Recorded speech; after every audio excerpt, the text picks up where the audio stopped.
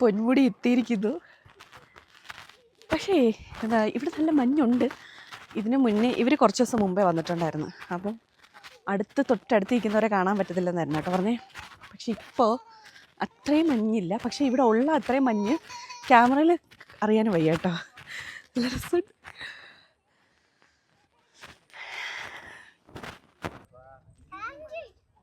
വരുന്നു പൊക്കോ.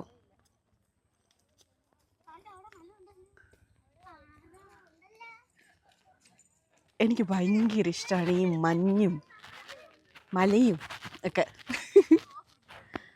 അടിപൊളി അടിപൊളി. ആള് പോകുന്നുണ്ടോ?